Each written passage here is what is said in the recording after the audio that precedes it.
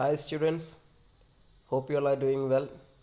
ഇങ്ങനെ ഒരു 1-2 ആഴ്ചയ്ക്ക് ശേഷമാണ് നമ്മൾ നമ്മുടെ റെഗുലർ ക്ലാസ് സ്റ്റാർട്ട് ചെയ്യുന്നത്. ഇതുവരെ വൈവേ ആയിരുന്നു. ഓക്കെ, നമുക്ക് നമ്മുടെ തേർഡ് മൊഡ്യൂൾ സ്റ്റാർട്ട് ചെയ്യാം. Health financing and policy. ആരോഗ്യരംഗത്തെ ഫിനാൻസിങ് എങ്ങനെയാണ്, അതുമായി ബന്ധപ്പെട്ട പോളിസികൾ എങ്ങനെയാണ് എടുക്കുന്നത് തുടങ്ങിയ കാര്യങ്ങളാണ് നമ്മൾ എന്ത് ചെയ്യുന്നത് ഈ മൊഡ്യൂളിൽ ഡിസ്കസ് ചെയ്യുന്നത്. അപ്പോൾ ആദ്യത്തെ ടോപ്പിക്ക് ഹെൽത്ത് എക്സ്പെൻഡിച്ചർ. ആരോഗ്യരംഗത്ത് വരുന്ന ചെലവുകൾ എങ്ങനെയൊക്കെയാണ്, അതിനെക്കുറിച്ചുള്ള കുറച്ച് പോയിൻറ്റ്സാണ് ഇന്ന് പഠിക്കുന്നത്. Total health expenditure is the sum of public and private health expenditure. Total health expenditure എന്ന് പറയുന്നത് പബ്ലിക്കും പ്രൈവറ്റിൻ്റെയും മൊത്തത്തിൽ വരുന്ന ആരോഗ്യരംഗത്തെ എക്സ്പെൻഡിച്ചറാണ്. പബ്ലിക് എന്ന് പറഞ്ഞാൽ ഗവൺമെൻറ്റിൻ്റെ അടുത്ത് വരുന്ന ചിലവ്. പ്രൈവറ്റ് എന്ന് പറഞ്ഞാൽ അത് വ്യക്തികൾ സ്വയം എടുക്കുന്ന ചിലവ്.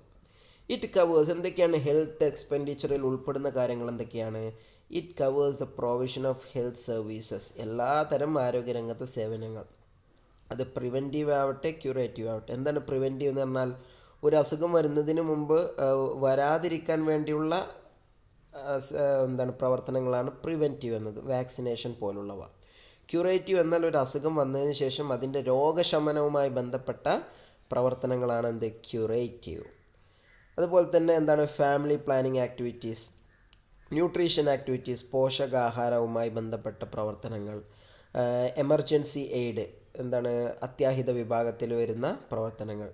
Designated for health but does not include, പക്ഷേ ഇതിൽ എന്ത് പെടില്ല? ഹെൽത്ത് സർവീസസിൽ ഹെൽത്ത് എക്സ്പെൻഡിച്ചറിൽ എന്ത് പെടില്ല? Provision of water and sanitation. വെള്ളവും കുടിവെള്ളം, അതുപോലെ തന്നെ ശുചീകരണം, ഇതൊന്നും എന്തിൽ വരുന്നില്ല? ഹെൽത്ത് എക്സ്പെൻഡിച്ചറിൽ വരുന്നില്ല. Health spending consist of health and health related expenditure. Health എക്സ്പെൻഡിച്ചറിൽ ഹെൽത്തും അതുപോലെ ആരോഗ്യരംഗവുമായി ബന്ധപ്പെട്ട ചെലവുകളും അതിൽ പെടുന്നുണ്ട്. എന്തൊക്കെയാണ് ഹെൽത്ത് റിലേറ്റഡ് എക്സ്പെൻഡിച്ചറിൽ വരുന്നത്?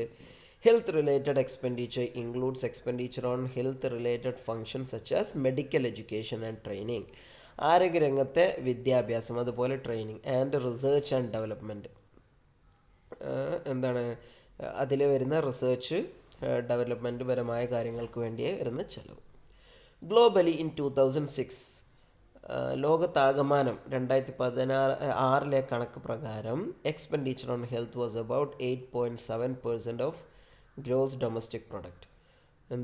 എല്ലാ രാജ്യങ്ങളുടെയും ശരാശരി എടുത്ത് നോക്കിയാൽ 8.7% GDP-യുടെ 8.7% എന്തിനു വേണ്ടി ചിലവാക്കുന്നുണ്ട്? ആരോഗ്യത്തിന് വേണ്ടി ചിലവാക്കുന്നുണ്ട്.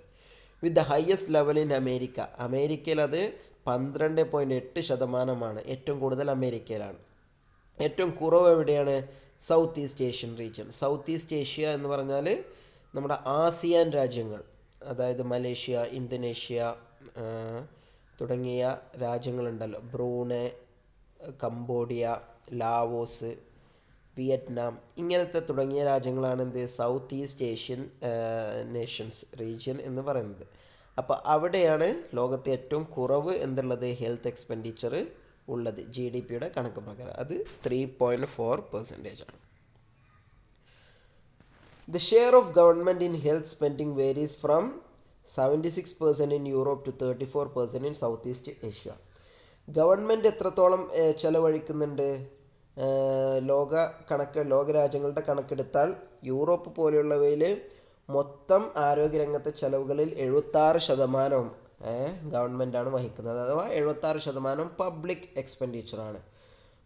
നേരെ മറിച്ച് സൗത്ത് ഈസ്റ്റ് ഏഷ്യൻ രാജ്യങ്ങളിലേക്ക് പോയാലോ കേവലം 34% മാത്രമാണ് ഗവൺമെൻറ്റിൻ്റെ ചെലവഴിക്കൽ ഉള്ളത്.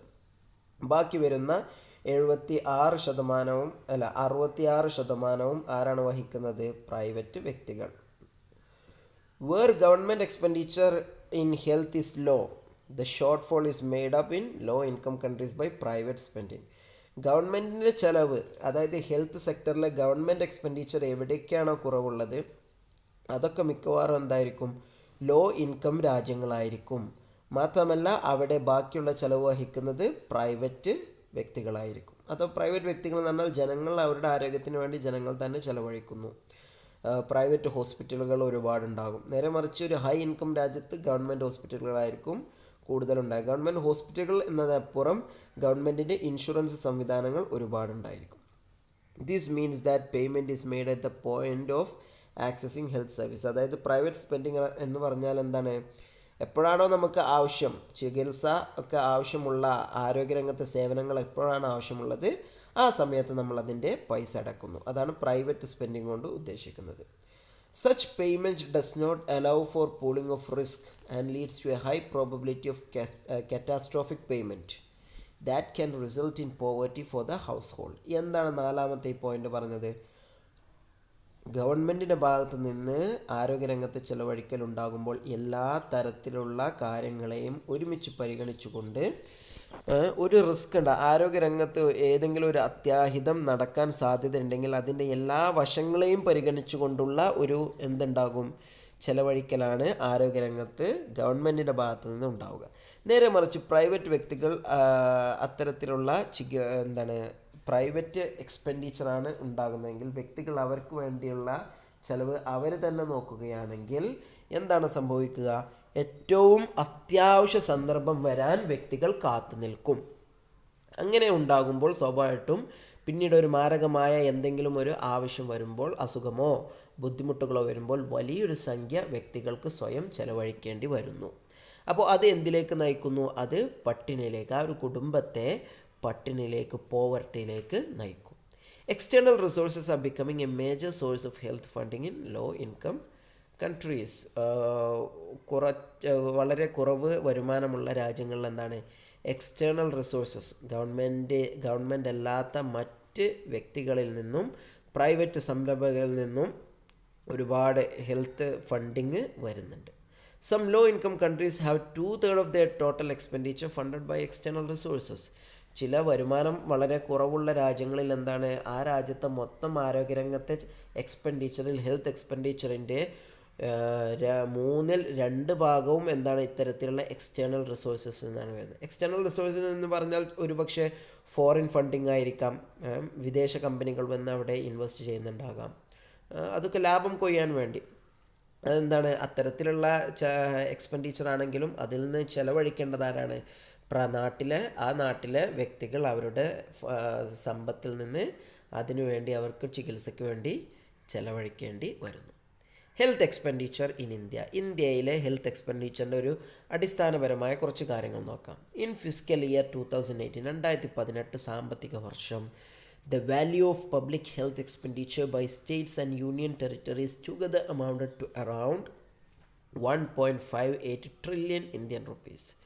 സംസ്ഥാനങ്ങളും കേന്ദ്രഭരണ പ്രദേശത്തും മൊത്തം പരിഗണിക്കുമ്പോൾ 2018 സാമ്പത്തിക വർഷം എത്രയാണ് ആരോഗ്യത്തിന് വേണ്ടി ചെലവഴിച്ചത്? 1.28 ട്രില്യൺ റുപ്പീസ്. അതായത് അത്ര രൂപയാണ് ചെലവഴിച്ചത്. അത് GDP എത്ര ശതമാനമാണ്? കേവലം 1.28%. ലോക ശരാശരി 8.7% ഓഫ് GDP ആണെങ്കിൽ ഇന്ത്യയിൽ എത്രയാണ്? ഗവൺമെൻറ് സ്പെൻഡിങ് കേവലം 1.28% ഓഫ് GDP മാത്രമേ ഉള്ളൂ, വളരെ കുറവാണ്. ഇൻക്ലൂഡിങ് ദ പ്രൈവറ്റ് എക്സ്പെൻഡിച്ചർ, ഇനി പ്രൈവറ്റ് എക്സ്പെൻഡിച്ചർ കൂടി ഉൾപ്പെടുത്തിയാൽ എത്രയായിരിക്കും? അത് 3.53% ആയിട്ട് വർദ്ധിക്കും എന്നതൊഴിച്ചാൽ ലോക ശരാശരിയുടെ അടുത്ത് എത്തുന്നില്ല. ദ ആവറേജ് ഓഫ് OECD, എന്താണ് ഈ OECD കൺട്രീസ് എന്ന് പറയുന്നത്? Organisation of economic cooperation and development. സാമ്പത്തികമായി അത്യാവശ്യം മുന്നിട്ട് നിൽക്കുന്ന രാജ്യങ്ങളാണ് OECD. സാമ്പത്തികവും സാമൂഹികപരമായ ഡെവലപ്മെൻറ്റിന് വേണ്ടി പണിയെടുക്കുന്ന രാജ്യങ്ങളുടെ ഒരു സംഘടനയാണ് OECD. അവരുടെ ശരാശരി എത്രയാണ്? 8.8% ഓഫ് GDP.